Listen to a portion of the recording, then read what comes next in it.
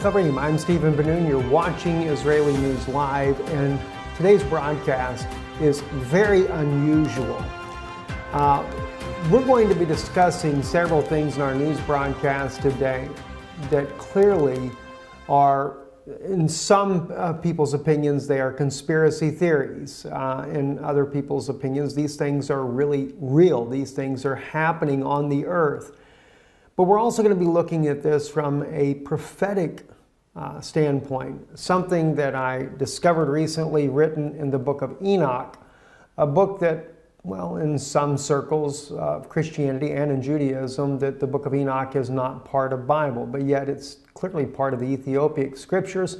It was even part of the Qumran community, where there has been many fragments, including an incomplete scroll of the book of Enoch that was discovered. So the Jewish people did accept the book of Enoch as an authoritative biblical scripture at one time, and in many Bibles it still is there, including even the Et Sefer that Dr. Stephen Pidgeon has put out as well, where he put this book back in the Bible. So we're going to be looking at some things from there, and we're going to even be looking at some articles that have been considered well, some might say it's fake news, some might say it's satire. Regardless of the case, there may be some very truth to it, and this is why I wanted to talk to you about these things. Antarctica has really become a major subject in recent, well, in fact, in the last year, even more so. There's been every kind of conspiracy theory that it is a place for a massive alien base. This is where aliens go at. We know of the one of the former military officers, Byrd, who fought a conflict near Antarctica and lost a lot of men, claiming that there were flying discs, flying saucers coming out of the Antarctica. And just there's all kinds of evidence that is legitimate evidence that clearly seems to show that the Antarctica is certainly a base of some sort. The Germans also, under Adolf Hitler, had a base down at Antarctica. There's all kinds of things that are going on in this region of the world, and this year, or actually last year, when the election, John Kerry himself disappeared down to the Antarctica during the very day of election. But what was really strange is that when John Kerry went down there, he goes to New Zealand right afterwards, and there was a massive earthquake inside of New Zealand. I'm going to share with you, you can see some of the images here on this article here from the New York Times. They'll show you some of the images of the earthquake itself. 7.8 magnitude earthquake. The earthquake was very, very shallow, and in one article that we saw that would probably be considered satire, that they have written and stated that the reason why the earthquake happened was because John Kerry did a last-ditch effort and went down to Antarctica to try to meet with the, well, as they put it there, he was meeting with the Guardians.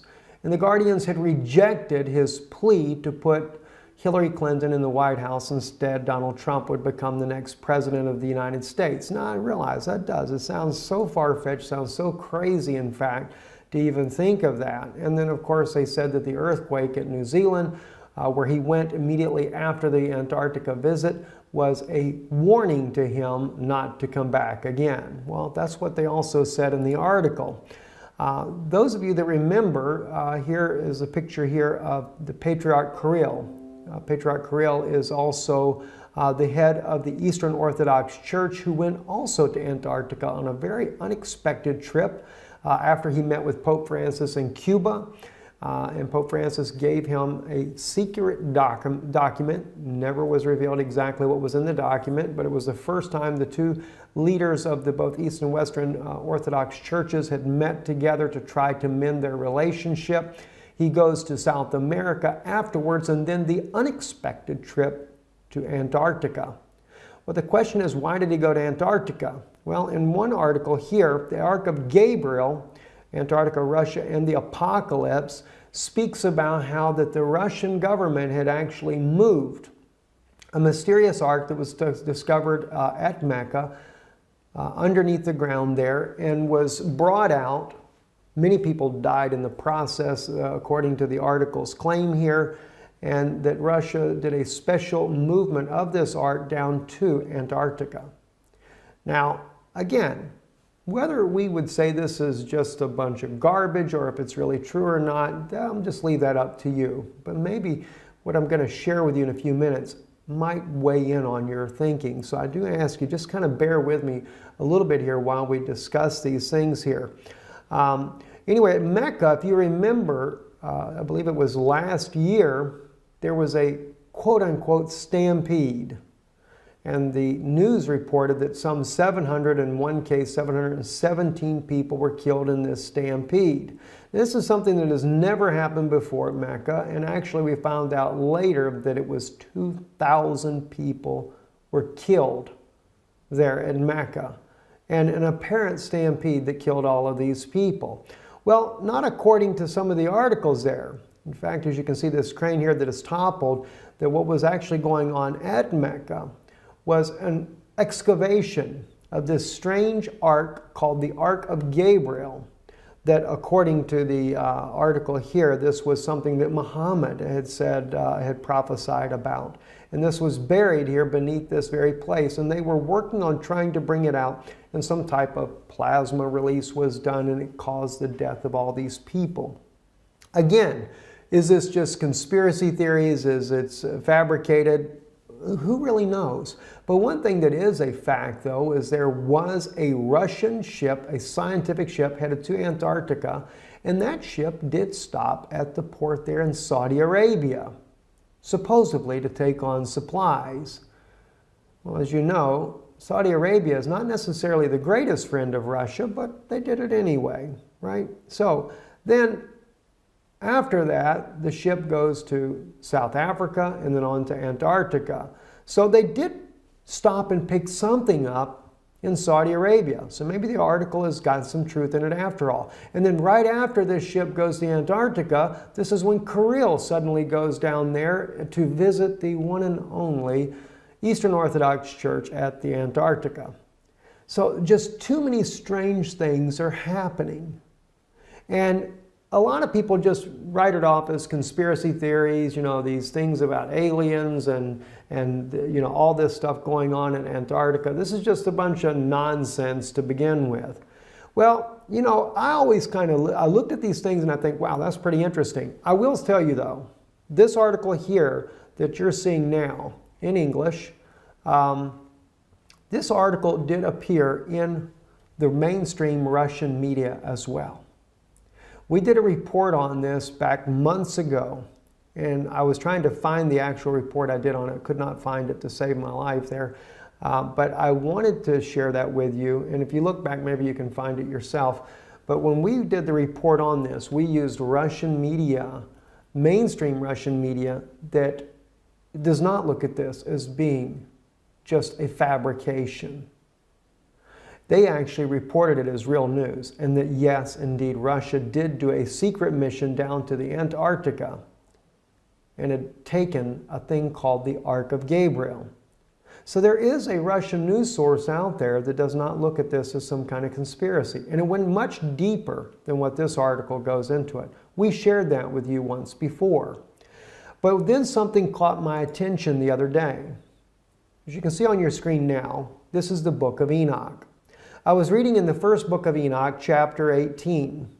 And this is where the angel Uriel is taking Enoch and showing him some very interesting things. And I'm going to share with you some of the words that I read here in Enoch, and then you'll see why it became very interesting to me.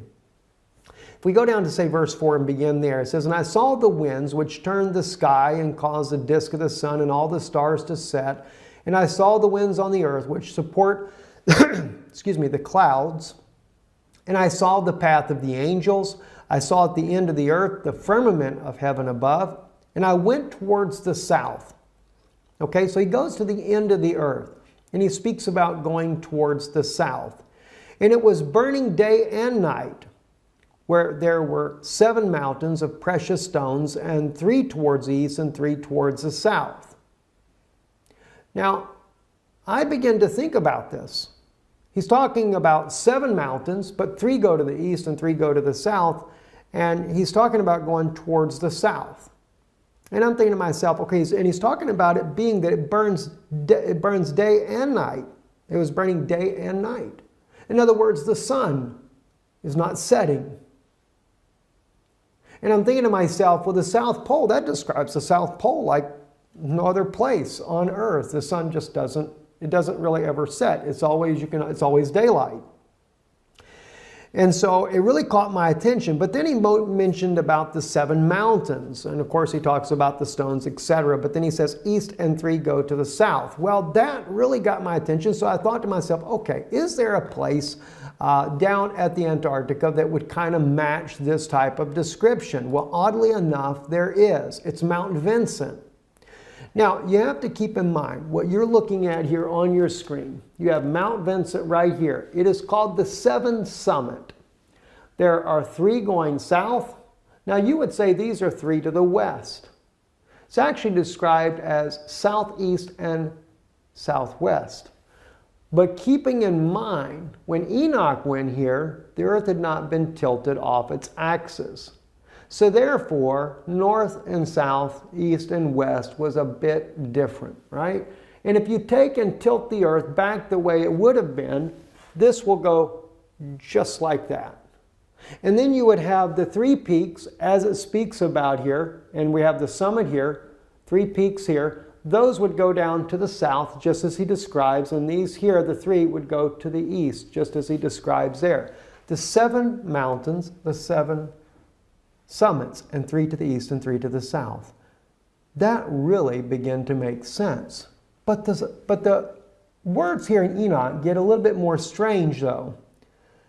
And as I read on, it says, and those towards the east were of colored of stone and was of pearl, and one of a healing stone, and those towards the south of a red stone. And the middle one reached to heaven like the throne of the Lord, and stibium, and the top of the throne was a sapphire. And I saw a burning fire, and what was in all the mountains. Now, keeping in mind, the middle one was the tall one. And of course, at Mount Vincent, that's exactly the way it is. Mount Vincent is the tallest mountain. Now, I can't say that this is conclusively correct. I'm putting this here before you as a conjecture, something for you to think about, just something that I find very fascinating in line with all these anomalies that are happening at Antarctica, all the weird things that are going on. John Kerry, I mean, gosh, he did more than 1 visit down to the Antarctica here. Why? What's going on? Now, when I first looked at this, I'm thinking Planet X. They're going down there because they can see Planet X coming. All right? And maybe that has something to do with it as well. But what about some other things? I'm going to share with you some very serious things also that are going on down there that have been claimed by former military officers. Okay, so just hold on for a second here. It says, and I saw a place there beyond the great earth. There the waters gathered together, and I saw a deep chasm of the earth with pillars of heavenly fire, and saw among them fiery pillars of heaven, which were falling as regards both height and depth. They were immeasurable. And beyond this chasm, I saw a place, and it had neither the sky above it, nor the foundation of earth below it, and there was no water on it, and no birds, but it was a desert place. Now, I'm sure now when you read this part here, well, that throws that out. Must have been out in Saudi Arabia somewhere. Maybe not. Maybe not, guys. Let's take a look at something else here that's very, very interesting. All right, let's go actually to the 7summits.com website. And this is about Antarctica, and it's about Mount Vincent, and it talks about it being the tallest mountain, etc. Let me read to you the Antarctica facts, though. Besides the mountain summit, if you go down here to say about right up under the blue right here on your screen, the snowfall in Antarctica is so minimal that the continent has been called the world's coldest desert. The interior receives less than 3 centimeters, in other words, less than 1 inch of precipitation a year, making it the driest continent on Earth. The Antarctic dry valleys in Victoria Land are among the driest places on Earth. Some scientists believe that no rain has fallen there for 2 million years. Astronauts have visited the dry valleys because of their similarity to lunar landscapes. Isn't that interesting? They call it the coldest desert on Earth. Well, maybe Enoch has got something when he said it was a desert. All right? As he called it, there was no water on it and no birds, but it was a desert place. Well, there are no birds. There are no penguins when you get that deep into Antarctica. There's just no life at all. And a terrible thing I saw there, 7 stars like the great burning mountains, and like a spirit questioning me, the angel said, "This is the place of the end of heaven and earth. This is the prison for the stars of heaven and the host of heaven and the stars which roll over the fire. These are the ones which transgress the commandment of the Lord from the beginning of their rising, because they did not come out at their proper times. And he was angry with them and bound them until the time of consummation of their sin in the year of mystery." And I, Uriel, we go into chapter 19 here, real quick here, just the first verse, said to me, "The spirits of the angels who were promiscuous with women will stand here, and they, assuming many forms, made men unclean, and will lead men astray so that they sacrifice to demons as gods." Now, if you notice, that is a continuation. They're not dead. They're still there. And they do what? They will lead men astray so that they sacrifice to demons as gods. Wasn't that interesting? CERN not long ago, where they sacrificed a young woman. Oh, they claimed it wasn't real, but found out later, according to Russian media, it was real. Russian media even was able to determine which woman it was that had been kidnapped. That was by not just so much the media, it was actually Russian intelligence officers that determined this information, but it was in Russian news, and we shared that with you here on Israeli News Live. So they sacrifice to demons as gods. They will stand there until the great day of judgment, on which they will be judged, so that an end will be made of them. But they still have very much access to men on this earth, and they are leading them astray, and they can they assuming many forms. That's pretty wild. I mean, I've never seen anything like this in my life. And the point is that I make here, when we look in chapter 18, it appears to be, and it could be completely somewhere else different on the earth. All right, I'm just saying this as a conjecture to you to consider this. But it appears to be that Antarctica is that region that he's speaking of. For one, it has to be a place that's burning day and night. That sun is where they can see day and night. It seems to really match up, and that's what's really, really fascinating, in my opinion, there. And again, just like the mountains, if you were to take into consideration the antediluvian destruction that tilted the earth off its axis and put the earth back right on its axis, and then look at the peaks here on the map in behind you here, then you would actually have, just as it describes there in Enoch, 3 to the south and 3 to the east. Three peaks on a 7-summit mountain range, and of course the middle one being the tallest.